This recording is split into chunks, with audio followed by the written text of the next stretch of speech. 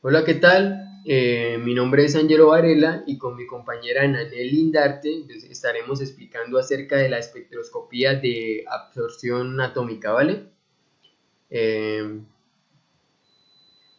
Listo, vamos a ello. Ok, déjame me coloco por acá. Ok, comencemos. Entonces, como podemos observar en la tabla, aquí tenemos los métodos más comunes para la introducción de la muestra en la espectroscopía de absorción atómica, ¿vale? Como la profesora nos explicaba, estos métodos dependen exclusivamente del tipo de muestra que nosotros estemos utilizando. ¿Ok? Uno de estos métodos sería la nebulización neumática, que este método se utiliza cuando nosotros tenemos una muestra como una solución o una lechada, ¿ok? Para los que no estén familiarizados con el término de lechada, pues lechada es como una mezcla de un sólido en suspensión y un líquido. Básicamente eso sería como una lechada. Para que quede un poco más claro, podemos colocar un ejemplo que sería, no sé, como el lodo o como el cemento. Eso sería pues una lechada. ¿Listo? Pero hablando un poco acerca del método de nebulización neumática, pues el propósito general de este método es convertir la muestra absorbida en una nube de pequeñas gotitas o de pequeñas partículas, ¿vale? En pocas palabras, convertir la muestra en un aerosol. Eso sería el propósito de este método, ¿ok? Listo. Siguiendo con el otro método que sería la nebulización ultrasónica, pues este método, a diferencia del anterior, pues la diferencia sería básicamente el procedimiento, ¿no? Sí, sería básicamente el procedimiento, ya que pues la muestra en este método es bombeada sobre una superficie de cristal piezoeléctrica que vibra a una frecuencia de variación de 20 kHz a varias megahertz. Entonces, este método lo que hace es producir un aerosol más denso, un aerosol más homogéneo. Esa sería, por así decirlo, su ventaja. Sin embargo, este método presenta una gran desventaja, como lo es pues la baja eficiencia cuando se trabajan con soluciones viscosas. Esa sería su mayor desventaja, ¿vale? A comparación de la nebulización neumática. Ok. Entonces, para el otro método sería la vaporización electrotérmica, que esto sí lo explicaremos en la siguiente diapositiva de una manera más detallada, pero es importante aclarar que este método se utiliza cuando tenemos una muestra en estado sólido, en estado líquido o en una solución. ¿Ok? Listo, seguiríamos con el otro método que sería la generación de hidruros, que este método se utiliza cuando nuestra muestra es una solución de ciertos elementos. Entonces, este método es muy utilizado cuando deseamos introducir una muestra que contiene ciertos elementos como lo son el arsénico, el antimonio, el estaño, el selenio, el bismuto y el plomo. Eh, como ya sabrán, pues estos elementos, algunos son tóxicos y se deben tratar de una manera pues, específica, ¿no? Porque a la hora de nosotros llevar pues esta muestra al atomizador, pues esto va a liberar ciertos gases que son peligrosos y deben ser tratados o deben ser eliminados de una manera segura. ¿Ok? Listo, seguiríamos con la inserción directa. Estos métodos que siguen serán explicados de una manera más detallada en posteriores diapositivas, ¿vale? Pero importante que este método, como lo es la inserción directa, se trabaja cuando tenemos una muestra en estado sólido o es un polvo. Importante eso. Listo, seguiríamos con la ablación láser. La ablación láser, pues este método se utiliza cuando nuestra muestra es de tipo sólida, pero puede ser también un metal. ¿Ok? El otro método sería cuando tenemos una ablación por chispa o arco. Este método también se trabaja cuando tenemos una muestra en estado sólido, que es un conductor importante. El otro método sería chisporreteo de descarga luminiscente. ¿Ok? Este método también se trabaja cuando tenemos muestras en estado sólido y es un conductor. ¿Ok? Entonces estos serían como los métodos más comunes o los métodos más utilizados a la hora de introducir muestras en la espectroscopía de absorción atómica. Listo, seguiríamos con las técnicas para la introducción de la muestra, pero cuando la tenemos en una fase sólida, ¿vale? Entonces, una de estas técnicas o de estos métodos sería la vaporización por eh, electrotérmica, ¿vale? La vaporización electrotérmica.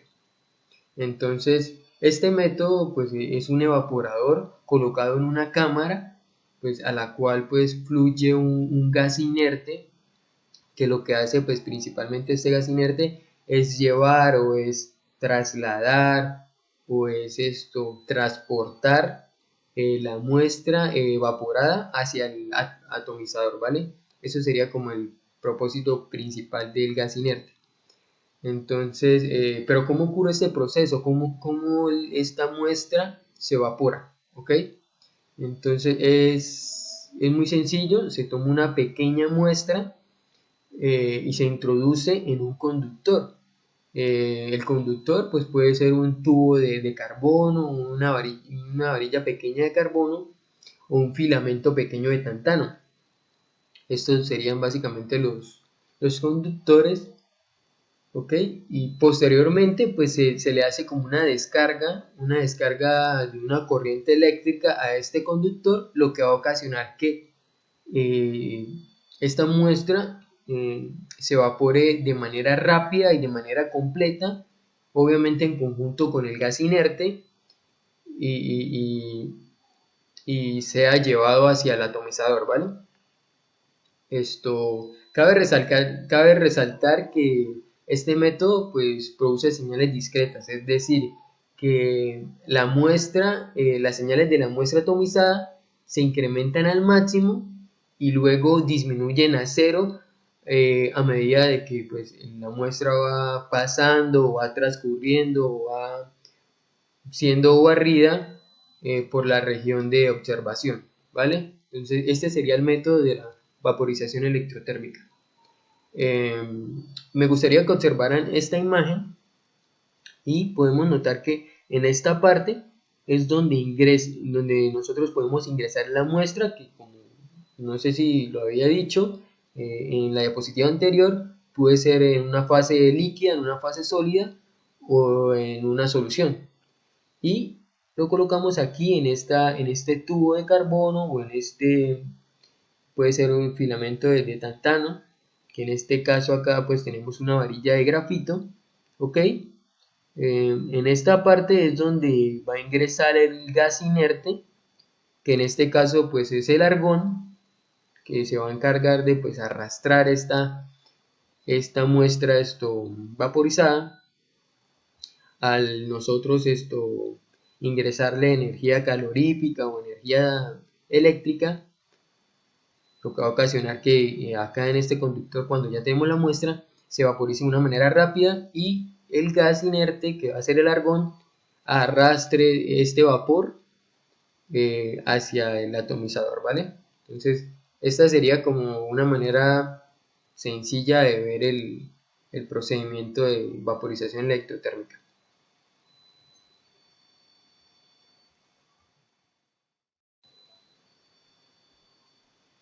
Listo, siguiendo con las técnicas para la introducción de la muestra, pero cuando la tenemos en fase sólida, tenemos estas dos que sería la ablación por arco o por chispa, o tenemos la ablación por láser, ¿vale? Pero para entender un poco estos métodos necesitamos esto o definir qué es ablación. Entonces la ablación es como la eliminación o la destrucción de materia de un objeto por medio de vaporización. Ese sería el término de ablación, ¿vale? Pero es importante recordar que nosotros al introducir pues, polvo, metales o partículas al atomizador de plasma o el de llama, cualquiera, tenemos la ventaja de que evitamos el paso de descomponer la muestra, de disolver la muestra, es decir, de preparar la muestra para introducirla en el equipo. Pero sin embargo, este método sufre dificultades graves respecto a la calibración, es decir, tiene dificultades en la precisión y en la exactitud. Eso es muy importante. No dan resultados tan satisfactorios comparándolo con la introducción de una muestra en una solución, es decir, mediante el método de nebulización. ¿Ok? Entonces, listo. Vamos a hablar acerca del método de ablación por arco o chispa. Este método se logra especialmente cuando se tiene interacciones de la descarga con la superficie de la muestra sólida, creando una nube formada por la muestra en forma de partículas y vaporizada, que se transporta al atomizador por medio de un gas inerte. Este proceso pues se le denomina ablación. ¿Ok? Seguiríamos con el método por láser. Es un método relativamente nuevo, es el cual un haz de láser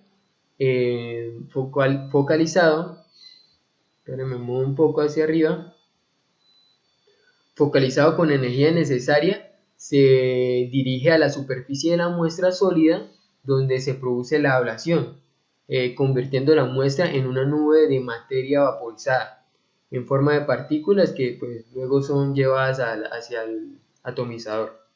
¿Vale? Estos métodos son demasiado similares al de vaporización electrotérmica. Su única pues, diferencia sería como la fuente de radiación. En este caso, la fuente que irradia en el caso de la ablación por láser, pues es un láser. Entonces, esa sería como la gran diferencia entre los métodos.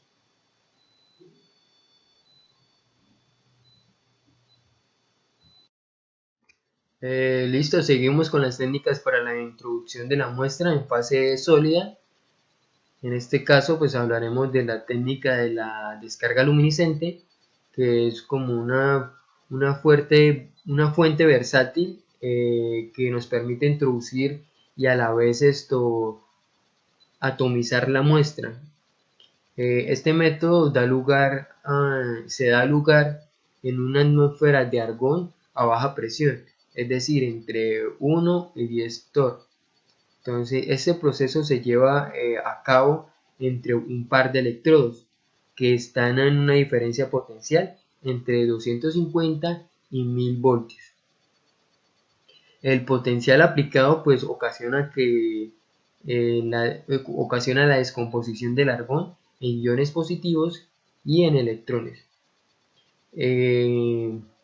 Posteriormente a eso, pues el campo eléctrico acelera los iones del argón hacia la superficie del cátodo, donde se encuentra la muestra, y por esta razón pues ocurre como una especie de desplazamiento de los átomos neutros de la muestra. A esto se le conoce como chisporreteo. ¿Ok? Entonces podemos observar la gráfica, donde por esta parte ingresa el argón, y el flujo de gas. Acá tenemos pues los cátodos, acá tenemos el cátodo donde se encuentra la muestra. Entonces a la hora de nosotros ingresarle una diferencia potencial a la cubeta de absorción atómica, pues lo que va a ocasionar es que en el caso del gas, del argón, haya una descomposición de iones positivos y iones negativos. Y los iones la aceleración de los iones del argón se van a dirigir hacia el cátodo donde se encuentra la muestra. Y esto va a ocasionar que haya una repulsión, haya una expulsión de los átomos neutros de la muestra. Y pues eh, de esta manera pues se pueden utilizar diversos métodos de espectrometría como la de masas, la espectroscopía de absorción atómica y también la de luminiscencia. La de luminiscencia no, la de fluorescencia. ¿Ok? Entonces básicamente esta sería como la técnica de descarga luminiscente.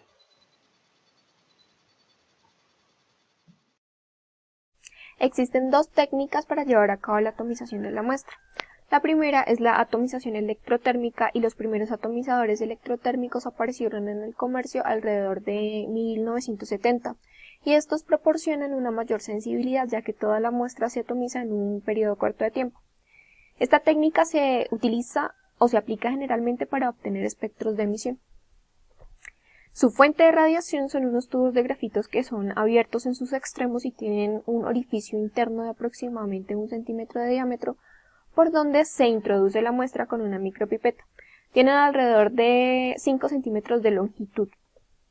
Estos tubos se encuentran conectados por unos conectores eléctricos que ellos están dentro de una caja metálica refrigerada por agua y también poseen dos flujos de gas inerte que pueden ser neón o argón entre 1 y 5 torr de presión. Este flujo de gas externo se encarga de evitar la entrada de aire en el sistema y el flujo de gas interno es el que circula dentro del tubo de grafito y el que se encarga de eliminar los vapores producidos por la muestra durante las primeras etapas de calentamiento. Dentro del tubo de grafito se encuentra una plataforma que es de grafito y allí es donde se incinera y se evapora la muestra.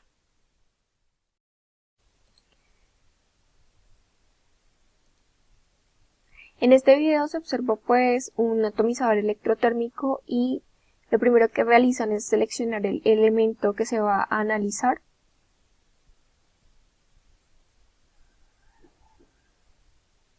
Ya luego lo que hacen es ajustar la longitud de onda y también la fuente de luz.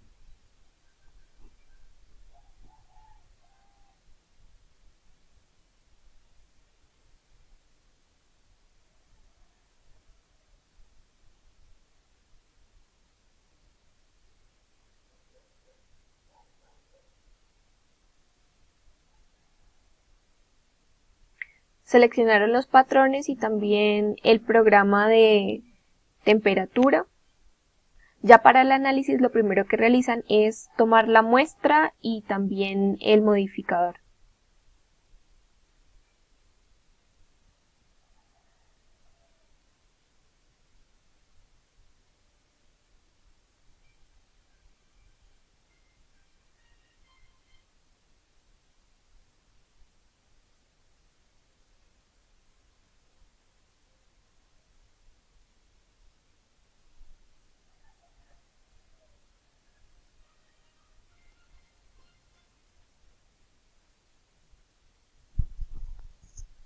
Luego lo que hacen es introducir la muestra ya en el interior del horno.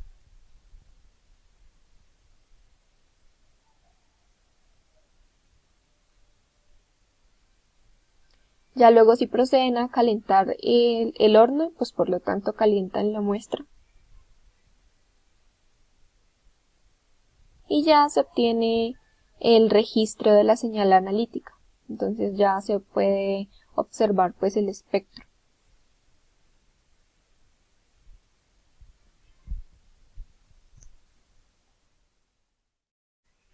Bueno, la segunda técnica para llevar a cabo la atomización de una muestra es la atomización con una llama. ¿Y por qué atomización? Resulta y pasa que el proceso por el cual una muestra se transforma en un vapor atómico es llamado atomización. Y entonces la precisión y la exactitud de estos métodos atómicos dependen en gran medida de en qué parte del proceso que tiene lugar durante la atomización se encuentra. Entonces atomización en un atomizador con llama que es un atomizador continuo. Lo primero que se realiza es introducir la muestra disuelta en una llama a una velocidad constante por aspiración. Esta señal espectral es constante con el tiempo. Luego pasamos a la nebulización, que allí es donde la solución de la muestra se convierte en una niebla de pequeñas gotas finamente divididas mediante un chorro de gas comprimido. Luego este flujo, este chorro de gas, transporta la muestra a una región calentada donde se lleva a cabo la atomización. Atomización que es un conjunto de procesos bastante complejos. Entonces, vamos a hablar de la desolvatación. Aquí el disolvente se evapora para producir un aerosol molecular. Un aerosol molecular sólido finamente dividido también. Este se volatiliza y se disocia en unas moléculas que conducen luego a la formación de un gas atómico y también de unos iones atómicos. Entonces, estas moléculas, estos átomos y estos iones se pueden excitar en un medio calorífico y así nosotros vamos a obtener unos espectros de emisión atómica que van a ser espectros moleculares, espectros atómicos, bueno, moleculares para moléculas, atómicos para átomos y atómicos también para los iones. Entonces ahora nos vamos a ubicar en la llama, que es la región en donde ocurren una serie de procesos encadenados que yo mencioné anteriormente que eran bastante complejos. Entonces, por lo tanto, es como importante conocer sus características. Una de ellas, pues, es lo que genera la llama, que es la mezcla de combustible oxidante. Entonces, hay tres posibles combustibles, que son gas natural, hidrógeno y acetileno, y también tres posibles oxidantes, que son aire, oxígeno y óxido nitroso. Dependiendo de la mezcla combustible oxidante, pues hay un rango de temperatura característico para cada una de ellas. Otra característica importante pues son las partes de la llama. Entonces tenemos el quemador, el cono interno o zona de combustión primaria, la zona interconal o región interconal y el cono externo o zona de combustión secundaria. Entonces, en el quemador nosotros ¿qué tenemos? La mezcla de combustible oxidante. Y en el cono interno o la región de combustión primaria, en una llama de hidrocarburos, pues se reconocen como las bandas de C2 y CH, sin embargo, y también algo característico es la coloración azul, aquí está blanco, pero pues es azul. Y entonces en esta zona no se alcanza como el equilibrio, por lo tanto no se utiliza para la espectrometría de llama. Mientras que en la zona interconal, que es una zona estrecha en llamas de hidrocarburos estequiométricas, entonces se puede alcanzar varios centímetros de altura con unas fuentes de acetileno oxígeno y también con una fuente de acetileno óxido nitroso. Y pues entonces en esta zona como que es rica en átomos libres y por lo tanto se escoge o es como la que más se utiliza para la espectroscopía. Es importante destacar acá que se debe enfocar la misma parte de la llama con la rendija de entrada en todas las medidas analíticas y de calibración. Bueno, entonces la llama genera unos perfiles de absorbancia característicos. En este caso pues vamos a observar acá en esta figura el perfil de absorbancia de la llama para tres elementos que son magnesio, plata y para el cromo. Entonces, vamos a ubicarnos acá pues en la curva de absorbancia del magnesio. Podemos observar que el máximo del magnesio se encuentra pues aproximadamente o cercano a la mitad de la llama y esto es por dos efectos opuestos. Entonces, 1, aumento, 2, decrecimiento. El aumento se genera ya que como que aumentan el número de átomos debido a la exposición al calor de la llama y el decrecimiento se lleva a cabo ya que digamos que en este punto empiezan a oxidarse y entonces las partículas de óxido formadas no absorben la longitud de onda empleada para este espectro. Bueno, por ello es importante obtener la máxima sensibilidad analítica ajustando con respecto a las para obtener una absorbancia máxima. Podemos observar que como la plata no se oxida fácilmente, pues el comportamiento de la curva de absorbancia del magnesio pues es bastante diferente al de la plata. Acá vamos a obtener a medida que va aumentando la altura de la llama, pues una mayor producción de átomos de plata. Y pues eso sería como un leve ejemplo de los perfiles de absorbancia para la llama. ¿Listo? Ahora vamos a hablar acerca de los atomizadores de llama, ¿vale? Estos atomizadores son más empleados o son más utilizados para la determinación de metales en una amplia variación de matrices. Su gran popularidad se debe pues a que estos atomizadores son muy sencillos, son muy fáciles de trabajar, son muy fáciles de operar. ¿Ok?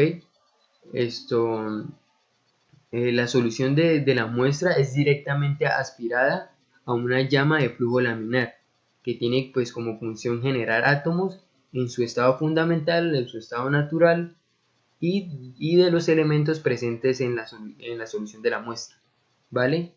Respecto a la temperatura que trabaja estos atomizadores, pues esto tiene un rango entre 1500 y 3000 grados Celsius. Este rango pues es suficiente para producir la atomización de un gran número de elementos,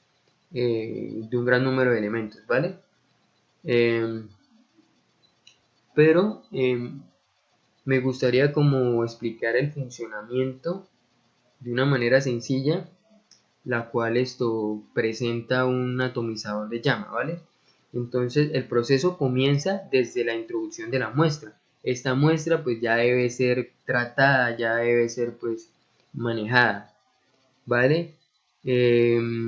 Esta muestra pues es esto aspirada, aspiradas pequeñas cantidades de la muestra por un tubo capilar para ser llevadas a un nebulizador, ¿vale? El nebulizador se encuentra aquí dentro de esta cápsula, dentro de esta cámara, que en este caso sería esto.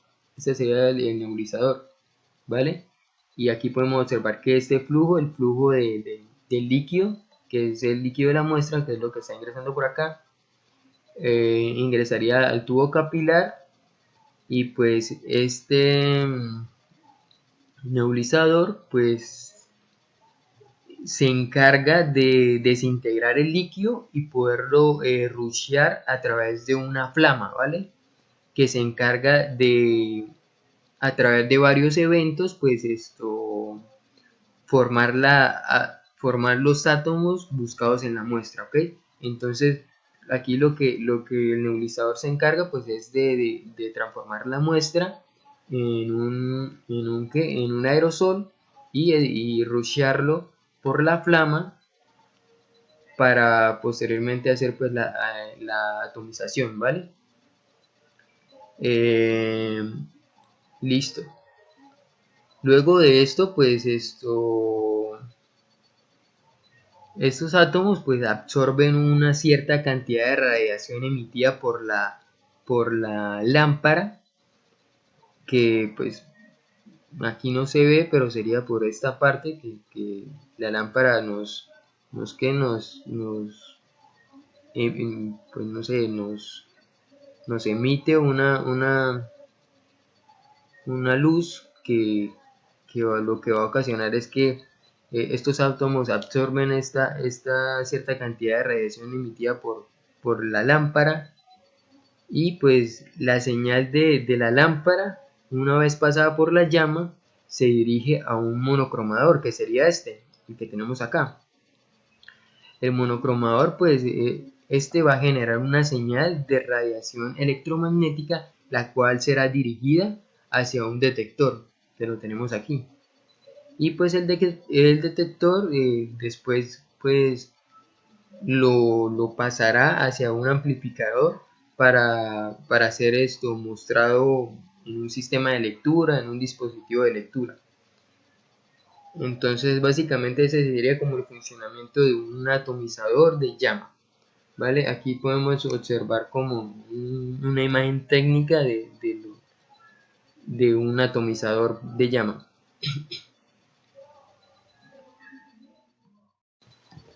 Bueno, respecto a la señal de salida que ofrece los atomizadores de llama, pues presentan una señal discreta que pues es decir que la señal de la muestra atomizada se incrementa al máximo y luego disminuye a cero a medida que pasa o que circula por la región de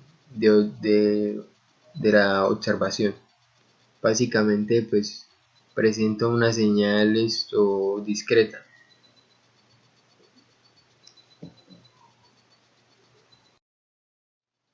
Listo, vamos a hablar acerca de las técnicas de atomización especializadas, ¿vale? Eh, Cabe resaltar que pues las técnicas más utilizadas serían las de llama y las de vaporización electrotérmica.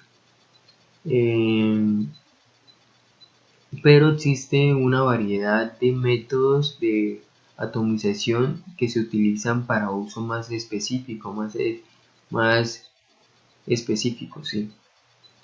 Uno de estos métodos específicos sería el siguiente, que sería el método de generación de hidruro. Creo que lo había mencionado en una de las primeras diapositivas. Este método se utiliza en la determinación analíticas.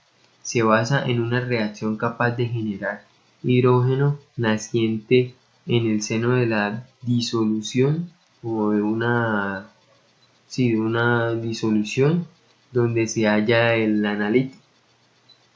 Desde la aparición del tetrahidroborato 3 de sodio como reactivo en la generación de hidruro, esto es el agente más utilizado, pues genera con éxito todos los hidruros covalentes volátiles conocidos y de manera más rápida, más instantánea, ¿vale? Pero me gustaría hablar acerca del procedimiento como tal que se lleva en este método especializado. ¿Sí? Pues básicamente el procedimiento sería pues el siguiente: se toma un volumen de la muestra deseada y se introduce en el matraz aforado. Se cierra pues la boca del matraz aforado herméticamente y posterior a eso pues el nitrógeno entra en el generador, pasa a través de la cubeta y se realiza pues una respectiva medición de referencia. Luego de eso pues se toma con la jeringa la disolución del tetrahidroborato 3 de sodio y se inyecta sobre la muestra. Básicamente ese sería el procedimiento. Creo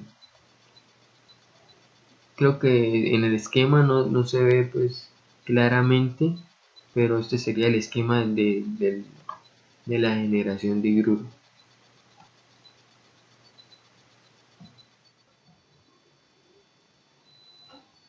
Ok, seguiríamos hablando de otra técnica de atomización especializada. Esta pues se llama atomización por vapor frío y pues es un método limitado solo para la determinación de mercurio, debido a que pues este elemento metálico tiene una presión de vapor lo suficientemente grande a temperatura ambiente. Entonces, por esta razón pues tiene un uso muy importante en la determinación de compuestos orgánicos que presentan mercurio en la muestra y su distribución en el medio ambiente, ¿vale? Entonces me gustaría explicarles de una manera sencilla este esquema, que sería de un sistema automático para la determinación de mercurio en aguas residuales. Entonces primero comenzaríamos con el ingreso de la muestra al sistema, y el primer paso sería pues la conversión de mercurio en H+ por oxidación de ácidos. En este caso se puede utilizar pues ácido nítrico o ácido sulfúrico. Aquí podemos ver que en esta parte está utilizando ácido sulfúrico al 50%, ¿vale? Y acá está utilizando persulfato de potasio al 4%. Y de aquí ya ingresaría un baño de agua al 80 grados Celsius. Este sería pues el baño de vapor básicamente. Y aquí es donde ocurre pues el reactor para la oxidación. Luego de esto pues seguiría con la reducción del mercurio H+ con cloruro de estaño 2. Entonces aquí se dirigiría a esta parte donde ocurriría el proceso de reacción con con cloruro de estaño 2 al 10%, ¿vale? Aquí sería el proceso de reducción. Entonces de aquí saldría y habría como una separación de gas líquido, en la cual el gas se vendría para esta parte donde el condensador, para pues, básicamente condensar, y lo que no se pueda condensar se vendría a esta parte, que aquí no se ve muy bien, pero este sería el baño de agua al 0 grados Celsius. Y ya pues lo que se pueda condensar se vendría acá como una especie de reciclo al condensador, y ya saldría a esta parte que sería la celda de flujo. Acá es el proceso de donde ocurre pues la medición por absorción atómica o por fotometría ultravioleta. Ok, pues acá tendríamos el registro de las mediciones. Y pues básicamente este sería pues un ejemplo sencillo del uso de este método de atomización de vapor frío. Listo, vamos a hablar acerca de las partes de los instrumentos usados en la espectroscopía de absorción atómica, ¿vale? Entonces los componentes básicos de un equipo de absorción atómica, pues uno de ellos sería la fuente de radiación, seguido del atomizador. Luego tendríamos el monocromador, el detector, el amplificador, y pues por último sería el sistema de presentación, el sistema de lectura básicamente. ¿Listo? Listo, comenzaríamos con la fuente de radiación, que es un componente que emite una línea específica correspondiente a la necesaria para efectuar una transición en los átomos de los elementos a analizar, ¿vale? Entonces, las fuentes de radiación más comunes o las que más se utilizan para la medición de absorción atómica sería la lámpara de cátodo hueco. Este componente consiste en un cilindro lleno de un gas inerte, dentro del cual se encuentra un cátodo, que en este caso es construido por un metal a analizar. Sería el cátodo, y tendríamos también un ánodo.